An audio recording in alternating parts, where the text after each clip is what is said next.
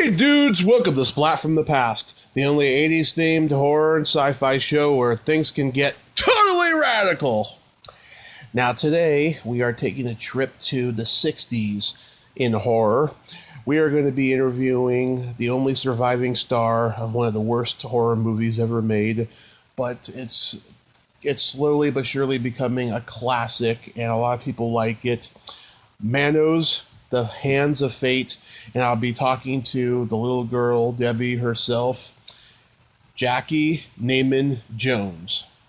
And I can't wait to have her on the show today to talk about that monumental, low-budget horror film that became a staple on Mystery Science Theater 3000, and I'm sure a lot of creature feature shows are playing it now. I'm sure they did back in the day as well, but it's really starting to become a cult phenomenon, and I'm going to have her on the show today to talk about all of that, and I can't wait. It's going to be super and awesome and really, really cool. So yeah, here is my interview with Jackey Neyman Jones.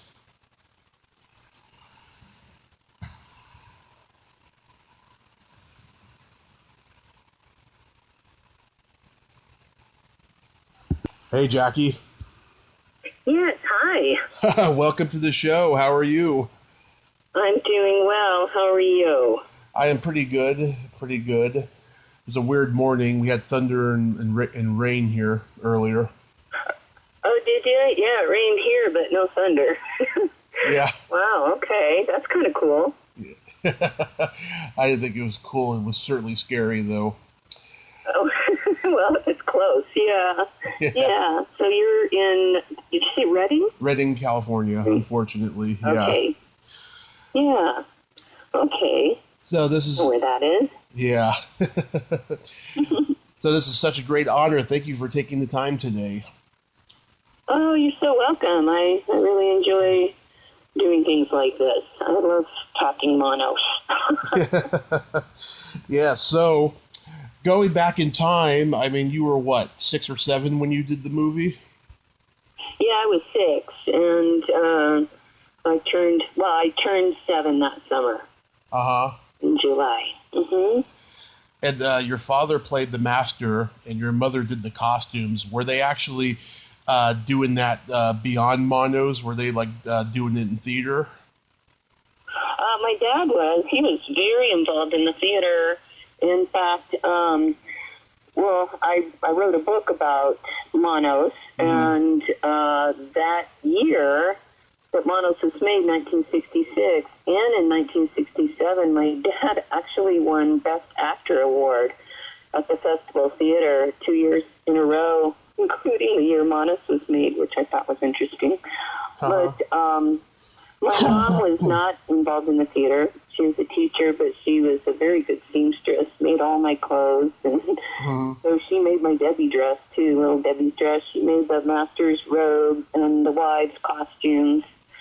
And my dad, besides being the master, he also did all the props and all the artwork. He was a very, very good artist. So the master and dog painting was his, the hands, all the Torgo staff, he made that, the cauldron of fire with the hand in it. Yeah. He made that. Yeah. Wow. A lot. It sure seems like it, like he was a Renaissance man of theater. He was, theater and art and writing, and I'm just like him. I'm a professional artist. And I've written my book, and I was very involved in theater when I was younger. But now I'm doing a few little films and things with friends. Yeah. Are you the only child? Are you the only films? Yeah. Are you the only child? No, I have 2 sisters, but I'm the oldest. My other sister, my middle sister, is 8 years younger, and then my parents divorced, and when my dad remarried, they had another daughter, so I have a half-sister who is, she's like 41. She's like 19 years younger than me. Wow, she's pretty close to my age. I'm going to be 37 next month. Oh, okay. Yeah, so it's only natural that you're the chip off the old block in the theater and all that. Oh, I loved it. Growing up, I practically lived at the theater. Anytime my dad was there and allowed me. I mean, that's how I learned to read, was helping him learn his lines for the play. He played the lead character in many plays. He played R.P. McMurphy in One Flew Over the Cuckoo's Nest. He played, Lowther, I think his name. The Prime of Miss Jean Brodie. Gosh. King Arthur in Camelot. Don Quixote. Really? Yeah, amazing. He did a lot of theater. Oh, and then he became the what was it, in like 1971 or 72? He was the executive director of the theater for a couple years. That was his job. So I was there anytime they let me. I was in the light booth or behind the stage poking through things or watching rehearsals, singing away. Yeah. Do you know what year he played McMurphy in Cuckoo's Nest? Let's see. I have to think about how old I was, because I loved that play. I had to have been at least 15, so... Oh, that was just on the cusp of the movie then. Okay. It was 59, let's see, 69... About 73, probably. Okay, that's when it was early on... 70s. Yeah, that's when it was on Broadway doing good, because the first time it was on Broadway, it was a huge disaster with Kirk Douglas and Gene Wilder did on Broadway, and it was a huge disaster. And so it wasn't until about 1970, a couple of guys in San Francisco did it on their stage, and suddenly Broadway decided to give it a second chance, and then it was successful. Oh. And then that's what led to the movie being made. And then pretty soon everybody was doing it in all the theater towns. Interesting. Yeah, it didn't really occur to me that, it's interesting. It didn't occur to me that he had played that role before the film. Mm-hmm. Yeah, very interesting. Yeah, Ed O'Neill, who played Al Bundy on Married with Children, the first play he ever did in his whole career was playing McMurphy in Cuckoo's Nest, and that was like in 74 or something. Really? Okay. Yeah. My dad owned that role because he was crazy at that time. He was suicidal. Mm-hmm. And in a very dark place, and he owned it. He owned that role. Yeah. So how did you all get involved with Manos? Well, that was through the theater, too. Hal Warren was, he was in plays. He enjoyed the theater. And John Reynolds was not only in the theater, but he lived just down the street from us. He and my dad were friends. And so Hal Warren, they were all in, what was it? It was, Henry IV.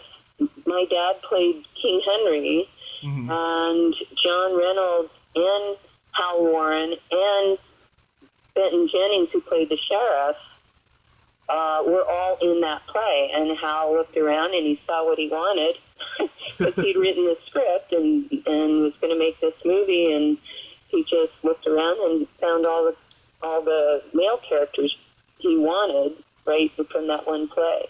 Mm-hmm. Wow. And then the women all came from the Mannequin Matter modeling school downtown. Mm-hmm. They would teach girls how to become proper women, how to walk and, be a lady. In fact, my mother sent me there as a teenager. That was like my 13th birthday present. I was pissed. I would be too. Yeah. From what I read, that Warren had been a fertilizer salesman, and he had lost a bet with Sterling Silliphant, which is how the movie got made. Yeah, yeah. That's how the story has always gone, and his son corroborated that years, when I was researching for my book. Mm-hmm. But he, Hal Warren had out for coffee or lunch with Sterling Silliphant, happened to know him, and he said something to the effect of, anybody can make a movie. How hard can it be? I can make a movie. So he wrote it down. He wrote down the bet on a napkin, as I recall. Mm-hmm. Yeah. Now, I know you've written the books about the movie and stuff, but I'm curious. Where did this idea for this movie come from? Because this was pre Charles Manson family cult stuff, you know? Oh, right. I don't know. I don't know. And I don't know that there's anybody that could tell us at this point. Yeah, because I'll tell you, I'm a horror historian and stuff, and I'll tell you, when George Romero made Night of the Living Dead in '68, that movie both reinvented the horror genre, but also killed it for a few years because no one knew where to go after that. And then when Manson committed the murders and stuff the next year, then everyone knew where to go. Everyone started making a cult-worshipping horror movie with hippies in it. Yeah, there was a movie called I Drink Your Blood. There was a movie called Blood Sabbath. They all had to do with cults and hippie teenage cults. And so it was. Hal was ahead of his time. Yeah. I think, I was just thinking about it, and he knew Judge Colbert Coldwell, who owned the property where that became the Valley Lodge with the columns and that slab that the master laid on all came from the old El Paso County courthouse. And when it was taken down, Judge Coldwell took some souvenirs. He took some of the columns from, the front of the building. And I would think that Hal would have seen that property at some point and thought what a great set it would make. And he probably built his script around what was available. I mean, in terms of this budget and all that. Yeah, there wasn't much of a budget. I think he had just like $19,000, which was quite a bit of money in those days. But since everybody acted for free, and he got all the artwork and everything, like the hand sculptures, all of that stuff was my dad's work. And in fact, Hal was going to title the film Fingers of Fate. Huh. And it was my dad that suggested Manos Hands of Fate. But that was built around his artwork. Huh, that's interesting. Yeah. Now, I've read that Warren did not get along with a lot of people on the set. Oh, well, he was kind of like barking out orders and, he wasn't a warm, fuzzy guy. And as far as being a fertilizer salesman, he had sold fertilizer earlier in his life, but at that time, while he was in El Paso, he was an insurance salesman. Mm-hmm. So that would have been how he would have known the judge through his business, and then, kind of pieced it together. Yeah. But it was like, it wasn't like, Hitchcock, as they said that Hitchcock would describe, he used to treat actors like cattle. Oh, I've heard that he wasn't very fun to work for. Yeah. Especially with the women, I've heard. Yeah. Yeah, well, and Hal was definitely, like with Diane Marie, who played my mother, Hal entered her in the El Paso beauty contest without even telling her. That's creepy. I mean, that's how much regard he had for women. And as far as children, he was, I don't know, I felt more like a prop, you know? Yeah. Like he put me where he wanted me to be, and that was about it, you know? Yeah. No interaction. John Reynolds was a lot more fun to hang out with, I'll tell you. Oh, that's good. At least there wasn't anything creepy going on there. No, he was a sweet guy, just in dark times. His father was a general in the Army. And John was kind of smaller of stature and sensitive, gentle person. And I think that caused a lot of issues in his life with his dad. Oh. Yeah, didn't he do like a lot of LSD during filming? Yeah, well, yeah, there's no proof of it, but he was definitely very into LSD, and my dad had said, other people had said that they felt that he was definitely on something, and it was interesting because he was a very serious actor, a method actor. And I don't think doing drugs on stage was something that was normal for him. Mm-hmm. I think maybe the handwriting was on the wall, so to speak, and everybody started getting sort of an idea what they got themselves into, and I think that was how he dealt with it. Yeah. And not surprisingly, too, I found out he was a student of Timothy Leary. Right, yes. Uh-huh. But I remember my dad and I going down and checking on him on occasion, worry about him for good reason. Mm. He ended up killing himself. Oh. Yeah, and it was just before the film opened, right? Yeah, interesting. His birthday was 2 months, almost to the day, before 1 month. How was it? Yeah, his birthday was 1 month, was it after the premiere? I can't remember now, but, yeah, he was just, 27 years old. But he died, 1 month to the, that's right, 1 month to the day before the premiere. Huh. And 1 month almost to the day after his birthday. Wow. Yeah, and this movie was shot. It was shot on a handheld camera with no sound. That's why everyone's voices were dubbed. Right. It was a silent camera. Bell and Howell is what it was. A handheld Bell and Howell. It was a camera that was very popular, used in combat. Uh-huh. You know, like it was used in Korea, I believe. Mm-hmm. Yeah. And I was reading that you were devastated that your voice wasn't heard.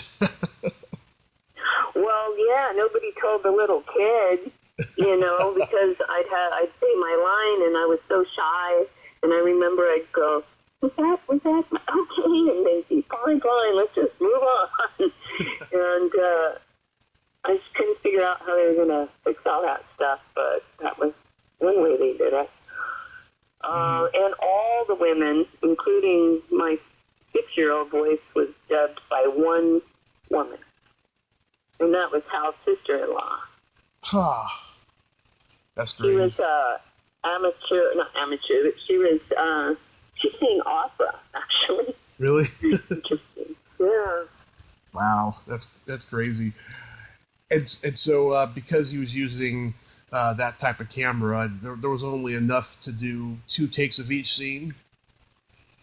Yeah, I forgot how many seconds. I mean, I don't think it even could run for a minute. Mm-hmm. Yeah, I can't remember, but yeah, it was a very short scene, so there was a lot of, a lot of editing. a lot of editing. Yeah. Was this one of those movies that was shot mostly on weekends? Let's see, it was shot, nights and weekends over 2 weeks. Oh, 2 weeks. It was done very fast. Not like you could tell or anything. Yeah. Wow, that's crazy. That music at the beginning of the movie reminds me of those public service announcements that you used to see back then. Oh, right. Yeah. It just goes on and on. Oh, I just thought of something about you were asking how he treated people on set. Yeah. Like with the women, one example of how little regard he had for women in general was that he didn't even bother to know the women's names, and so they're misnamed in the credits. He did what? Some of those women, nobody even knows who they were. Oh my God. Maybe they've never admitted it. I don't know. Oh my God. Yeah, that would not go well today. No. In fact, I found one of the wives after I finished my book. So her name is not in my book, but she and I become friends. She still lives in El Paso, and we talk on occasion, and we actually just had a really nice chat yesterday. And her name, she's Estela Garcia, one of the wives. But she's not listed. She's not credited anywhere. One of the women is named, I can't remember, Pat something, but it's her boss's name, who's a man, by the way, Pat. And so Hal couldn't remember her name, so he just put her boss's name. Oh boy. Did you guys have a rap party? I didn't. I don't know. Actually, I don't know. Huh. Yeah, I'm always... I bet he did, but I do know that after the premiere, pretty much the cast and crew chose not to really discuss it again. Whenever I talk to somebody who's in the really obscure cult film and stuff, I'm always curious about that, about the rap party and like what the reaction was, after they saw it and stuff, because then, they disappeared until now, and stuff. But you guys had a premiere, right? Yeah, the premiere was in downtown El Paso at, it was the Capri Theater downtown, and Hal had borrowed the big spotlights that the car dealers used, and he borrowed some spotlights from his friend who was who owned the car dealership, and he found a red carpet somewhere, and he rented one limo, and he had the cast and crew show up, and we all waited in the alleyway. He had us all wait in the alleyway behind the theater, and the car would come around the block and come down the alley, pick up a few people, drive up and drop them off at the red carpet with the lights and everything. And, this was all done in El Paso, and downtown El Paso is literally, 2 miles or a mile from the Rio Grande River and Juarez, Mexico on the other side. So there was a lot of little street kids, like, homeless kids and street kids, and they didn't speak any English, like the kind of kids that, will polish your shoes or, and so Hal hired several of them, gave them those little spiral notebooks, little pad of paper, and gave them little pencils, and had 3 or 4 of them standing around, coming up to the cast and crew as we came out of the car for autographs. It's just ridiculous because these little street kids didn't even speak English. Yeah. Oh. But after this, oh man! And then once it started, and we really got the idea of what we got ourselves into, including me, I cried through the whole thing. I just was humiliated. And as soon as the lights went up, we got the hell out of there. Everybody did. There was no party that night for sure. Yeah. Everyone was just like, this thing stinks. Yeah, it was like everybody escaped, like we pulled off a heist or something, you know. Yeah. So for the next decade that you're living at home, does the movie ever become a topic of humor at the dinner table? Well, not really, because my parents divorced just probably 5 years later, but no, we didn't. I don't remember them really wanting to talk about it much. And then Hal kept the painting, the Master and Dog painting, and he took the Master's robe home with him. So my dad didn't even get that stuff back. But he did get his art back, hand sculptures and such. Yeah. But I looked for it, you know. I mean, to me, even though the premiere was a humiliation, the experience and hanging out with my dad was just so great, you know, being the only kid. And I really, really enjoyed it. And so I hung on to my memories, and I held them tight for years. And as I grew up and got into high school, I'd tell friends about it. I'd tell them about this movie I was in. And then as I got older, I started searching for it. And I couldn't find it, you know. Yeah. 27 years. Did you ever wonder... did you ever wonder why isn't this movie being shown on like those late night creature feature shows? No, I mean, maybe some, but you know, so many movies are made that never see the light of day, and so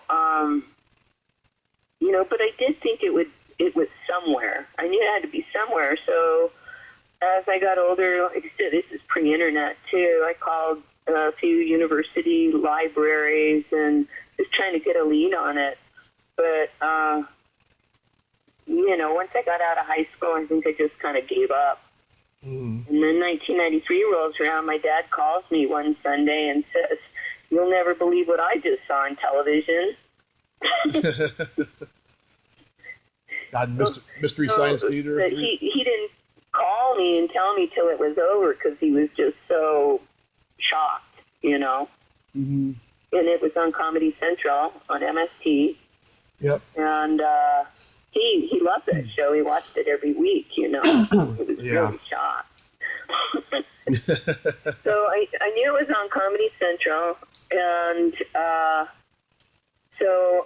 and Comedy Central had that 800 number in the bottom corner of the screen. So I grabbed the phone and I called that number, and this guy named Matthew answered the phone and identified that he was in Manhattan in the HBO offices. I said, "You just showed a movie that I've been looking for most of my life, and I'm wondering if it's possible at all that I could get a copy." And what was that, VHS, you know? Yeah. And he says, "Well, what was the name of it?" And I told him, and then there's this long pause, you know, like the line went dead. I was shaking. I couldn't believe I was that close to it. And I didn't know if he hung up on me or if the line went dead and I'd have to get my courage up to call again. And this long pause, and then he blurts out, he goes, "Oh my God, are you Debbie?" He said, "I just had that on my desk last week." He said, "That's our favorite bad movie here in the HBO offices." And that's where it all began. And he did. He sent me a bootleg VHS. He just went and made a copy right then and put it in the mail to me.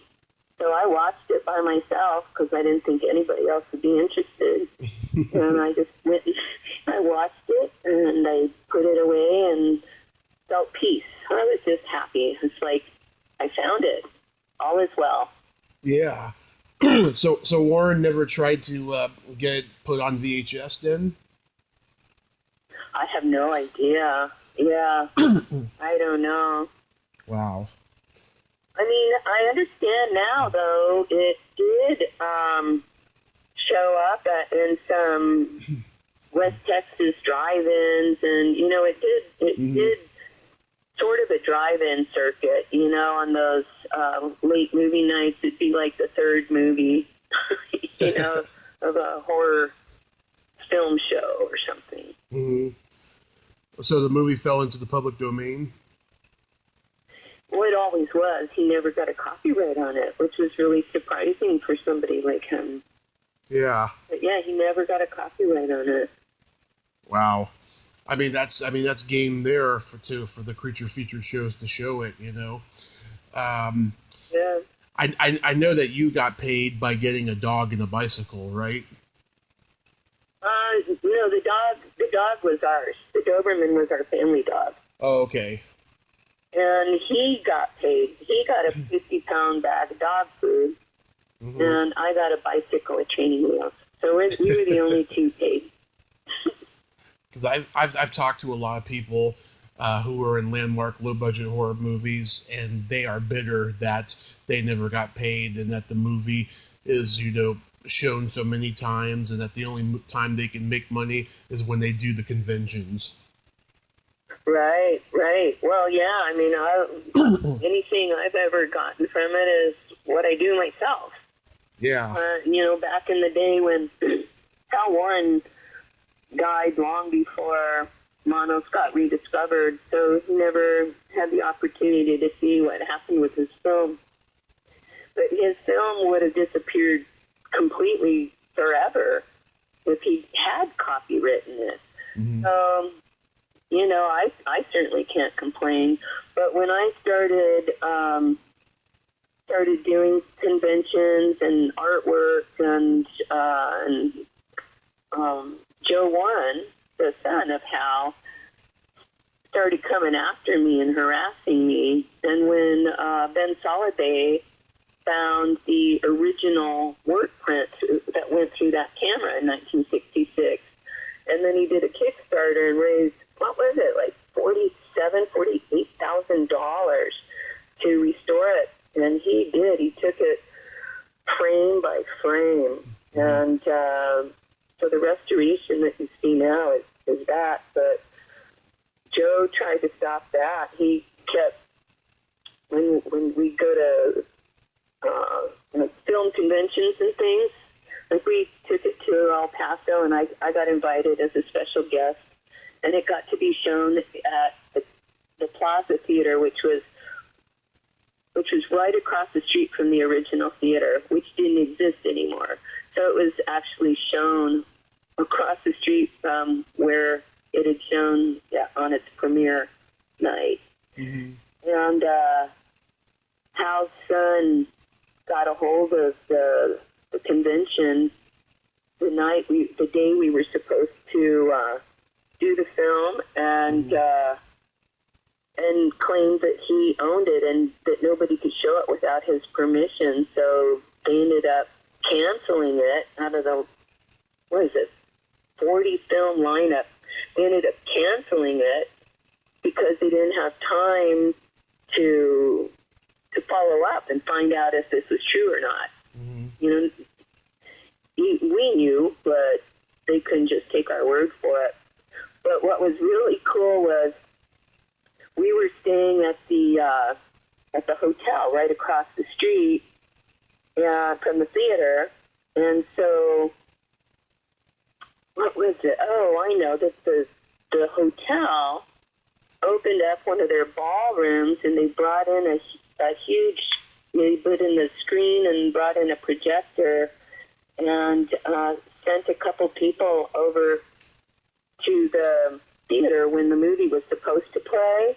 And anybody that was coming to the theater, they were told to go across the street to see a free showing of Manos. Mm-hmm. So they did, and 300 seats. They brought in 300 seats. The place was full. We had the most amazing night. We got to do Q&A, and it turned out even better than if it had shown as part of the festival. So it's interesting, you know, people try to mess with things, and it just makes it better in some ways. Strange. Oh yeah, it does. That's really cool though. So how did you get into writing the first book? Oh, so the book is called Growing Up with Manos, the Hands of Fate, subtitled How I Was the Child Star of the Worst Movie Ever and Lived to Tell the Story. And I decided to write the book because I've been thinking about it for years, because since the movie disappeared, and I held on to it and told friends stories as I was growing up, and I just held on to the memories so tightly that when I thought about it, I realized I had enough information to at least get started, and that I better get going on it if I was going to find any people still living at this point, you know, 50 years later. Mm-hmm. So I was very fortunate to find Bernie. He played a puking teenager in the car. Yeah. And he was also the second. He worked with gosh, what's his name? Bob Huddleston. Gosh, see, that's why I wrote the book, because I knew my memories were going to start fading. So I just did a lot of research once I got my own stories down. Mm-hmm. Oh, that's right. I started writing my blog. I had a blog, Debbie's Manos, and on Blogspot, and I realized how many stories I had, and then through that, I was able to find Bernie Rosenblum and a couple of the wives, and Diane Marie, who played my mother. So I just started researching to fill it out and see if I could put enough information together for a whole book. Mm-hmm. And then I met my friend Laura Mazuka-Toops through Facebook and learned that she was a writer, and she lives in Chicago, so she helps me. She's my co-writer. I actually wrote the book, but she did some incredible editing and so many great suggestions, and yeah, it was quite the experience. But I'm thinking about writing another book, because there's just been so much that's happened since the movie. Mm-hmm. You know, the story of how this thing came to be what it is. And every time it has a resurgence, I just get in it and I enjoy it, and then things start to quiet it down a little bit, and then every time in the past I go, well, that was fun. You know? And then all of a sudden it comes back, and it gets bigger every time. It's just crazy.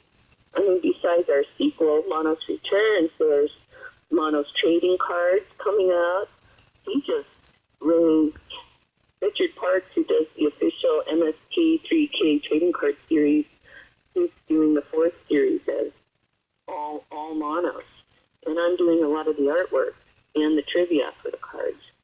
But he raised over $20,000 from the Kickstarter for this project.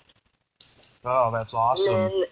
And then another woman, Willow Polson, she lives in California, near Yosemite, and she's created film and an award-winning web series. Actually, it's I think it's like an antique roadshow with Ginger, and she's won awards with it. But she's working on another web series that stars me as Debbie, and now I'm battling supernatural evil. It's called the Debbie Chronicles. Oh yeah. And we would have been filming by now, I think, except for this coronavirus. Yeah. But she's working on some audio programs, so I'll be doing that too. And what is it? It's Manos Returns. There's the radio show, now the web series, and the trading cards, and what else? I don't know. I make master's robes. Comic My book. mother taught me to sew, so I made custom master's robes, and they're signed and numbered. I think I have to look at my notes, but I think I made like 15 or 16 of them so far. Maybe make a board game in a lunchbox. Actually, yeah. Actually, wait. Somebody did say something about a board game. Wait a minute. I think there is a board game being made right now. Somebody just asked me about that a couple of weeks ago. Mm-hmm. So there you go. There will be a board game. There is a dice game. Somebody sent me. Oh, and there's decals for the back window of your car. Oh, really? Like, on my car, I have Torgo and the Master. I don't know if he actually has, if he's selling them, or I don't know. People make things and then they send them to. I have all kinds of trippy stuff that never got published or made or. Yeah. So you got to do the first sequel a few years ago, and your father got to be in it before he passed. How was that? Manos Returns? Yeah. Yeah, well, that was amazing because he was still in pretty good shape. He was having, I don't know if it's like Alzheimer's. He was having a lot of memory issues at the end. But he was very happy to do it and very willing.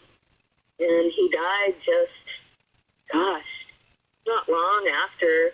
We did get to show it in, I think in Corvallis, Oregon, at a theater.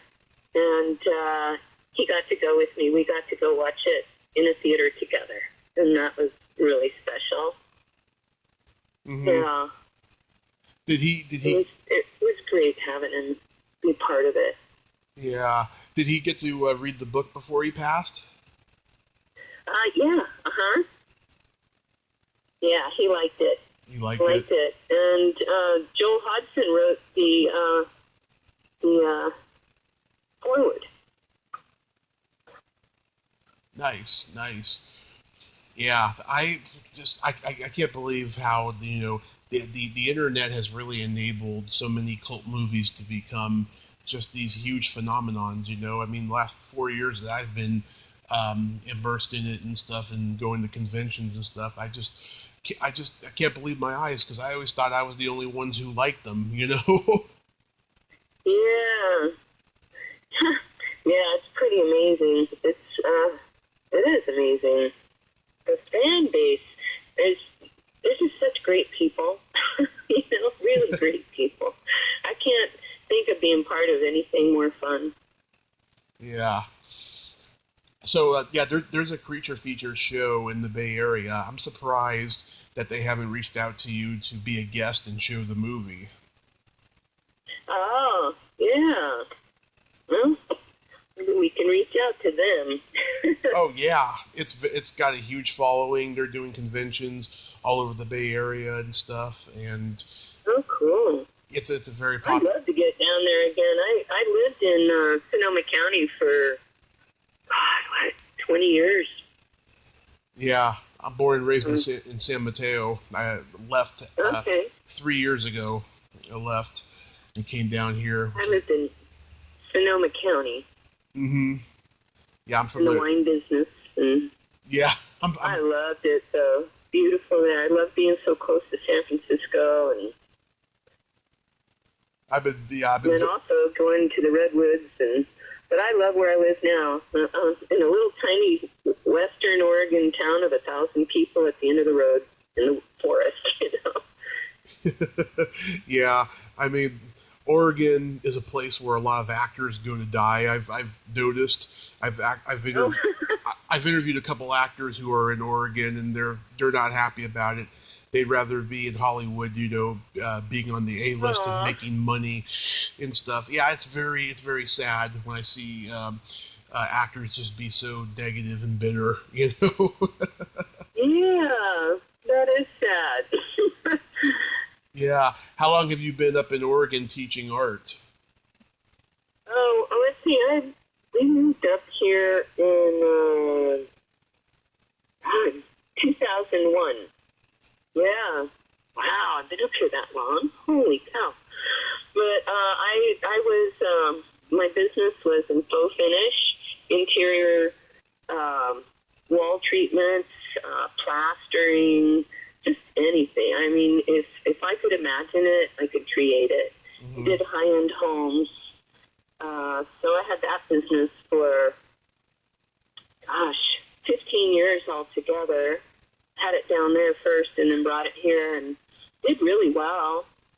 And then I just I still do some little jobs. I just got asked today if I could do a bathroom for a client I worked for 10 years ago. She's doing a redo.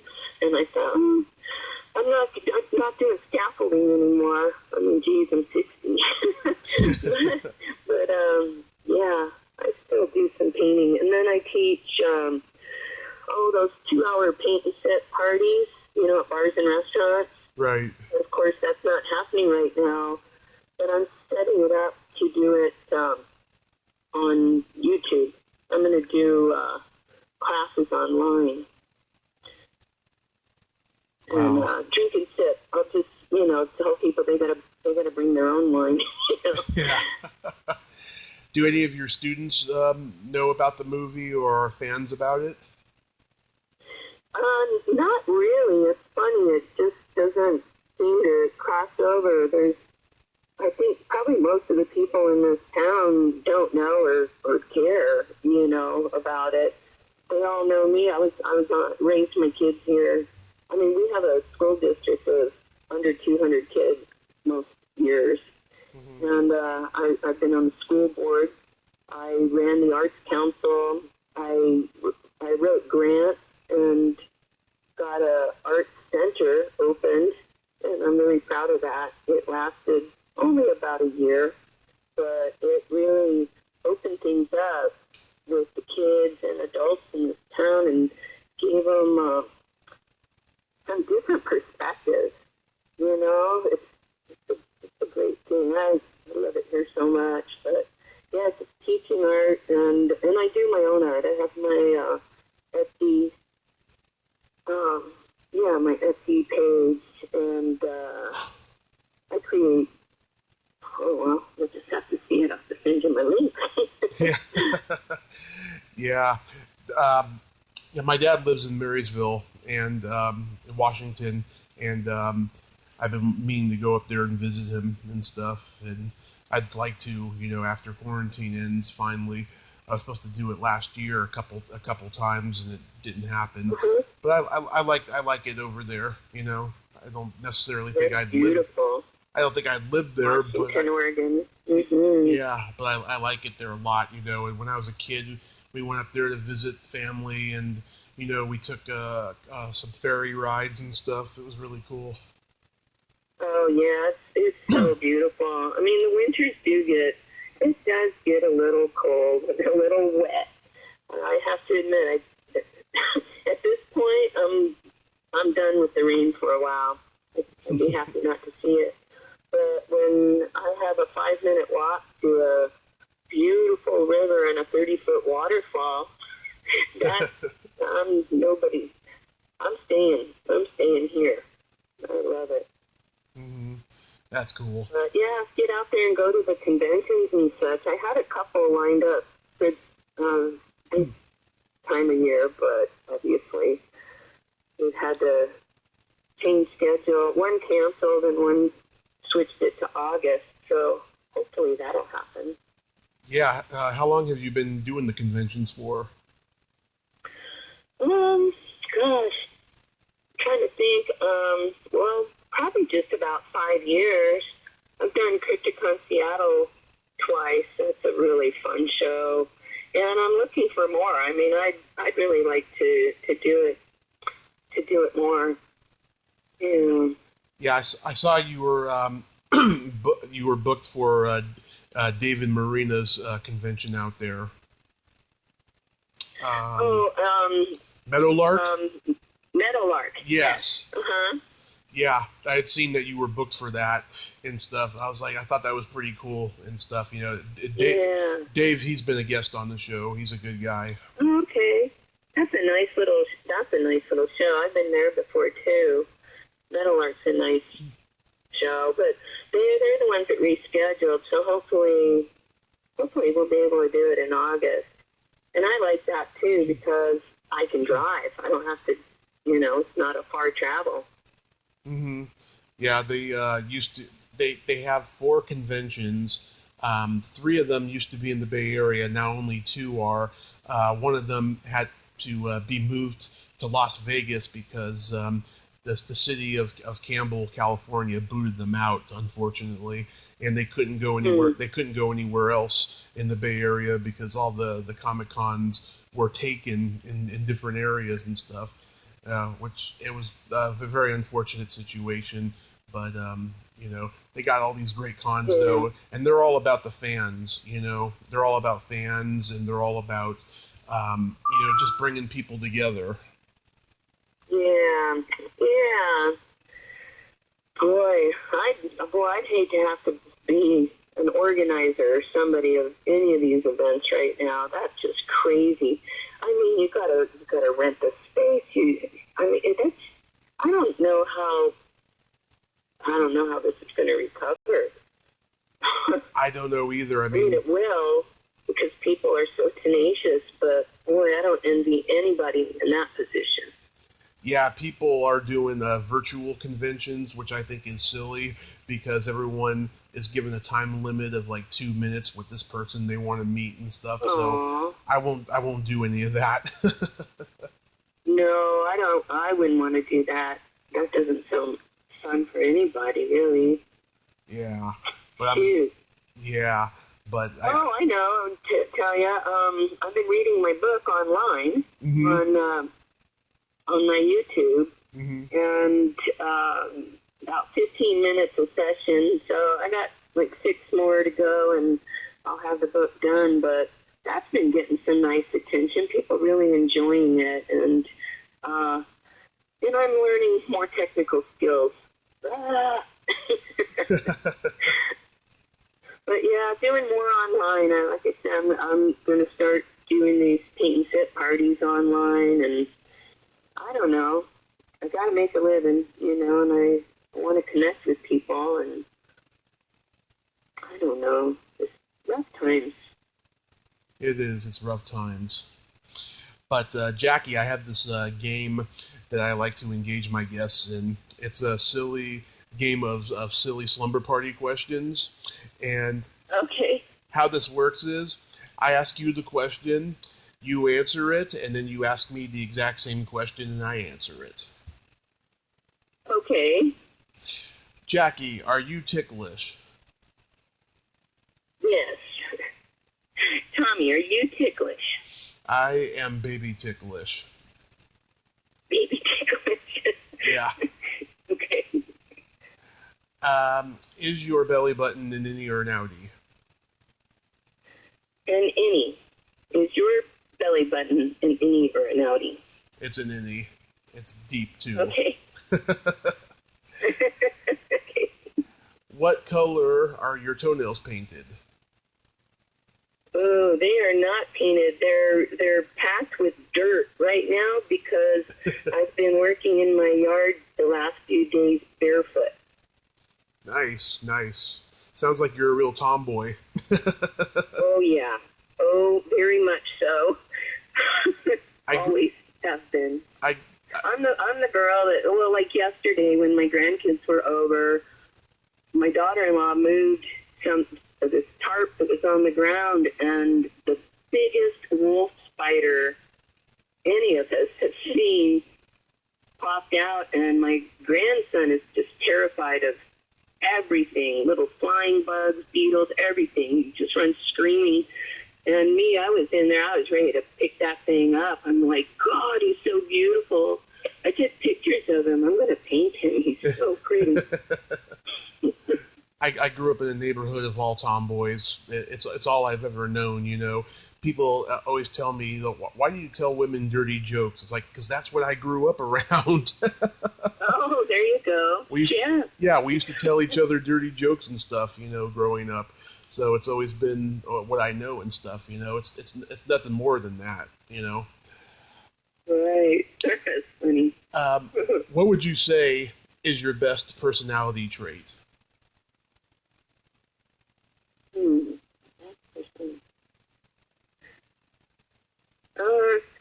Engaging people in conversation. What would you say is your best personality trait? I do have to agree with you in that, too. My sense of empathy and the fact that I have no filter. Oh, interesting. I have filters, but I'm an absolute empath. Oh, sometimes it just gets to be too much. I know. It's not easy. It's not easy, no. It really isn't. But at the end of the day, it's very rewarding that people remember you for that. Yeah. I mean, I'm proud of that. I'm proud of that. And then I just think people are so interesting. Yeah, they certainly are. And then my favorite question: is there a stinky smell that just makes you gag? Oh. Well, lately, I'd say baby diapers, because my youngest granddaughter is almost 2, and they've been over visiting a lot because they're going to be buying my house. They're going to be living out here, so. Nice. But yeah, that lately, ugh, God, I'm so glad that's not my job anymore. And then for me... let's see. Okay. Is there a stinky smell that... I don't know if I'll get word for it. Absolutely makes you gag. Yes. Either farts or feet. It's what? Either farts or feet. Oh, okay. And people with kids have told me that does not affect them at all. Oh, God. Although you're kind of an exception because you mentioned the diapers, so I could see where that can be a problem as well. Oh, especially when they have been thrown into my garbage in the kitchen, and I don't realize it for a day or so, and then that just happened the other day. I went to throw something away and went, oh my God, what's in there? Can I indulge? That's why that came to mind. Can I indulge your inner tomboy with a dirty joke? Sure. You know the difference between a golf ball and a G-spot? No. A man will spend 20 minutes looking for a golf ball. That's true. Okay, well, that's true. That's one of my favorites. Yeah. That's a good one. Thank you so much. Jackey, thank you for coming on today. I want you to know I subscribe to your YouTube channel. Wonderful. Thank you. Oh, and my Etsy page is Jackey's Manos, and that's Jackey, Jackey. And then S and Manos, Manos. It's a very unique way to spell. Very unique way to spell your name. It's a family spelling. It's my mother's name. I'm named after her. Of course, yes. And I hope I get to meet you at a convention in the future after all this craziness has been done. I hope so too. Well, at least we're on the same coast, so it ups the chances, Yeah. Well, you stay safe, take care of your husband, and have yourself a great rest of your day. You have a great day, too. It was very nice talking with you. You too. Bye. Bye-bye. Well, there you have it. Jackey Neyman Jones. Ain't she a sweetheart? Oh, what a great lady. Very humble, great stories about that crazy little movie. And I just wish her nothing but the best of success, the cult success of the movie in the future, and I'll be seeing her somewhere. If you like this video, everyone, please subscribe to my YouTube channel, add me as a friend on Facebook, join my Tommy Kovac comedian page on Facebook, follow me on Twitter and Instagram, and all that fun stuff. Well, that's all time we have this week on Splat from the Past. Until next time, this is Tommy Throwback Kovac saying, there's no shame in living in the past, because the present sucks. Later, dudes.